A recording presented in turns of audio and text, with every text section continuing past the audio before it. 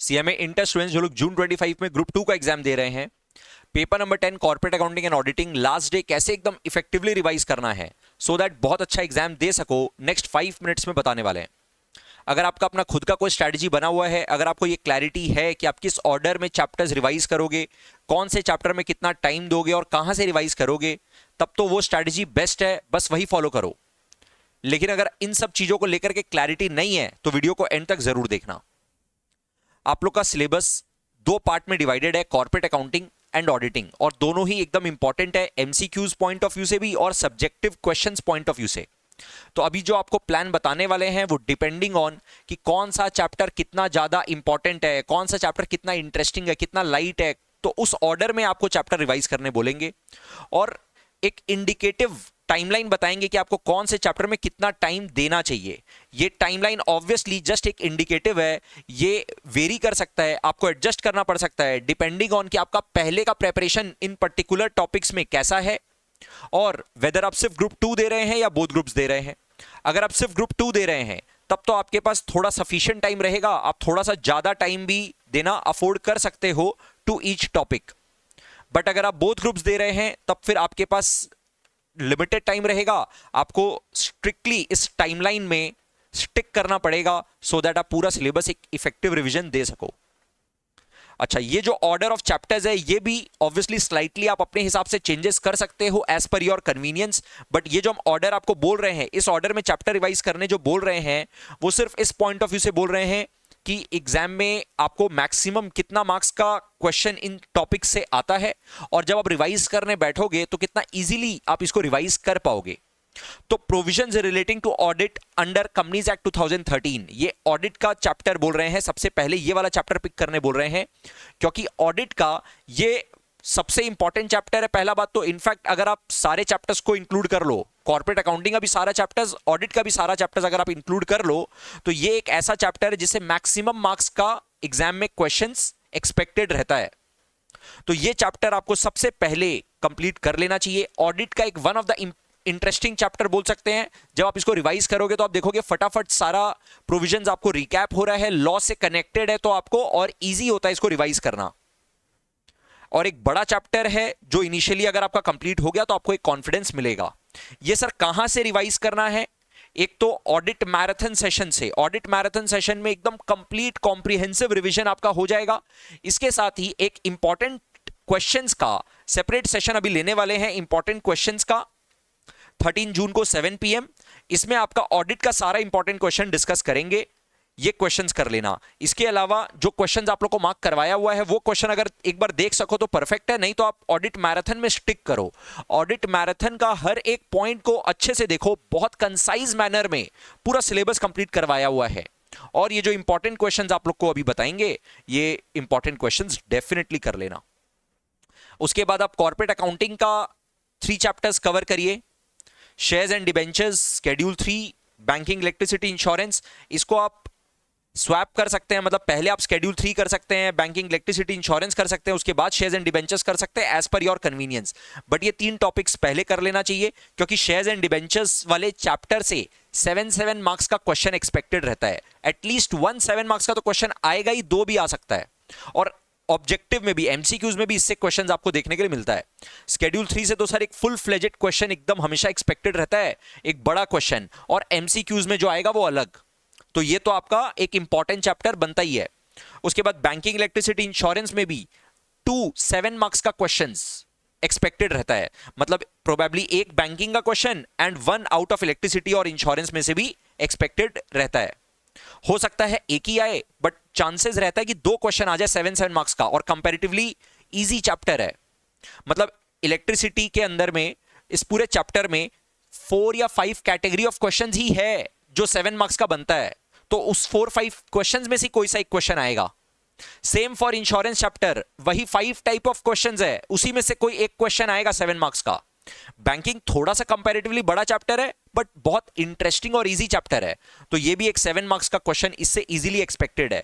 तो ये सब इजियर टॉपिक्स अगर आप पहले कंप्लीट कर लोगे तो 7 मार्क्स में आपका कंट्रोल आ जाएगा, और शेड्यूल 3 आपका करते ही आपका कंट्रोल आ जाएगा for the big question of question 14 marks and objective में तो इन सबसे क्वेश्चन आता ही है। ये सब कुछ कहां से करना है सर? कॉर्पोरेट अकाउंटिंग का हर एक चैप्टर, पूरा प्लेलिस्ट जो आप लोगों के साथ शेयर किया हुआ है, रिवीजन सीरीज जो अभी कंडक्ट किए थे, बस उस रिवीजन सीरीज से करना है। प्लेलिस्ट का लिंक इस वीडियो के डिस्क्रिप्शन में भी दिया हुआ है, लगातार टेलीग्राम चैनल में शेयर हो रहा है। आई होप आप लोग उसको फॉलो कर रहे हो रिलीजियसली।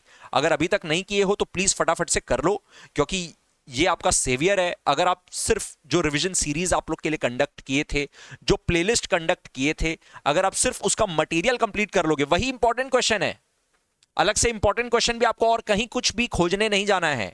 जो उस मटेरियल में इंपॉर्टेंट क्वेश्चंस जो करवाया हुआ है, उसमें इंस्टीट्यूट का पूरा रिसोर्सेज कवर हो जाता है, और वो मोर देन इनफ है। आपको उसके बियॉन्ड और कुछ भी करने का जरूरत नहीं पड़ेगा, राइट? बस आप रिवीजन सीरीज और मैराथन सेशन जो है उसको फॉलो करो। फिर आप एक और chapter, audit of different undertakings, ये छोटा सा चैप्टर है ऑडिट का। 6 टाइप्स ऑफ अंडरटेकिंग्स है, जिसका ऑडिट कैसे करना है वो आपको सीखना है। तो ये भी अगेन ऑडिट मैराथन में एकदम कॉम्प्रिहेंसिव तरीके से कवर्ड है, और इंपॉर्टेंट क्वेश्चंस इसका भी अपने कवर करेंगे। उसके बाद कैश फ्लो स्टेटमेंट, अगेन एक बड़ा चैप्टर है, बट इससे 14 मार्क्स का क्वेश्चन भी आ सकता है, और हो सकता है एक 7 मार्क्स का ही क्वेश्चन आए, राइट? तो 7 मार्क्स का क्वेश्चन भी आ सकता है, इसीलिए क्योंकि एक बड़ा चैप्टर है, बट उसमें अनसर्टेनिटी है वेदर 7 मार्क्स का आएगा कि 14 मार्क्स का आएगा, इसलिए हम थोड़ा सा इसको बाद में रखे हैं। बट ऑब्वियसली थोड़ा सा टेक्निकल चैप्टर है। अगेन जो रिवीजन सीरीज में प्लेलिस्ट में आपको जो सेशन मिलेगा, इसमें डायरेक्ट मेथड, इनडायरेक्ट मेथड का मेरा अलग अलग से सेशन लिया हुआ है। अगर आप ये कर लेते हैं तो इसके बियॉन्ड कैश फ्लो स्टेटमेंट में और कुछ भी नहीं आ सकता है। इंडेस के ऊपर भी मेरा एक रिवीजन सीरीज में क्लासेस जो कंडक्टेड है, बस वो मोर देन इनफ है। यहां पर आप एक और स्ट्रैटेजी अपना सकते हो। इंडेस का पार्ट 1 पार्ट 2 मेरा 2 सेशन लिया हुआ था पिछले टर्म में।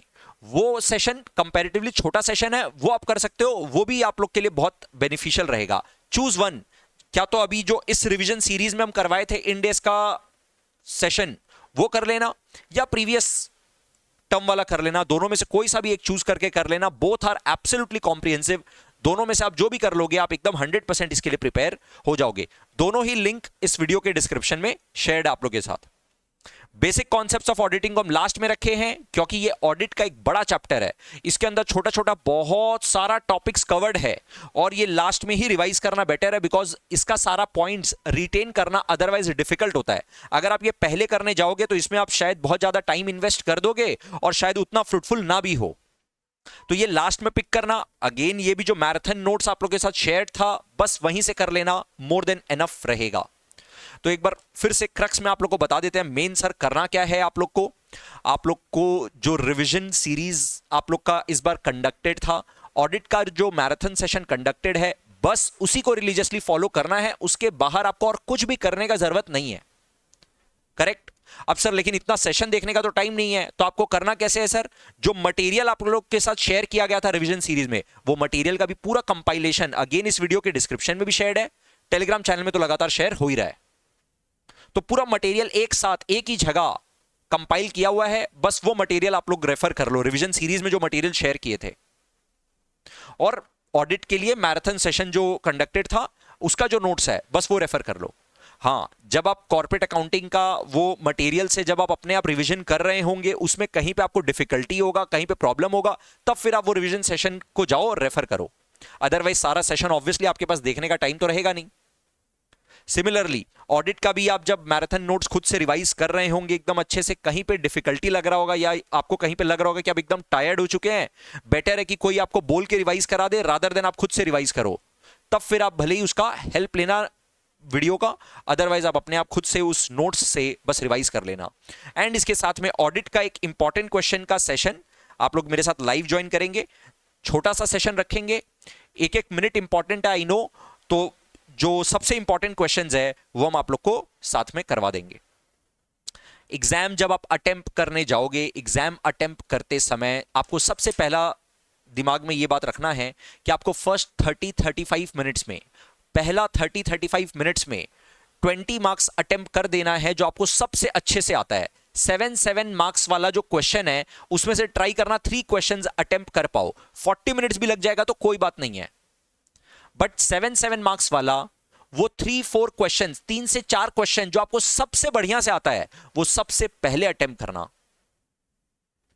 जो आपको एकदम कॉन्फिडेंस है कि ये तो मेरे को एकदम अच्छे से आता ही है, इसमें तो पूरा मार्क्स स्कोर कर ही पाएंगे, वैसा क्वेश्चन आइडेंटिफाई करना रीडिंग टाइम पे ही, और सबसे पहले वो 7 मार्क्स वाला 3 to 4 क्वेश्चंस ट्राई करना अटेम्प्ट करने का। जैसे ही आपको जो सबसे बढ़िया से आता है वो आप पहले अटेम्प्ट कर चुके होते हैं, आपका कॉन्फिडेंस इंक्रीज हो जाता है और आप बाकी का पेपर बहुत आराम से अच्छे से दे पाते हो। उसके बाद आप एमसीक्यूज अटेम्प्ट कर सकते हो, फिर आप 14 मार्क्स वाला क्वेश्चन अटेम्प्ट करोगे तो फिर 14 मार्क्स वाला क्वेश्चन आप उसके बाद अटेम्प्ट कर सकते हो। उसके बाद आपको जिस ऑर्डर में आंसर्स अच्छे से आता है उस ऑर्डर में आप अटेम्प्ट करते जाओ। ये कॉन्फिडेंस अपने साथ लेके जाओ कि आपने अभी तक जितना पढ़ा है, जितना प्रिपेयर आपने अभी तक किया है वो मोर देन एनफ है। इसके बियॉन्ड आपको और कुछ भी करने का जरूरत नहीं था। कुछ रिवीजन में छूट भी गया तो कोई बात नहीं है, आप जब एग्जाम हॉल में जा रहे हैं तो एक कॉन्फिडेंस के साथ बैठोगे तो आप देखना जो आपका पहले का भी पढ़ा हुआ है वो भी आपको याद आएगा और आप एक अच्छा एग्जाम दे सकोगे। एक दो टॉपिक छूट भी जाता है ना तो उसका ज्यादा अपने को टेंशन लेने का जरूरत नहीं है। Just be confident. All the best. See you on 13 June at 7 PM. Bye bye.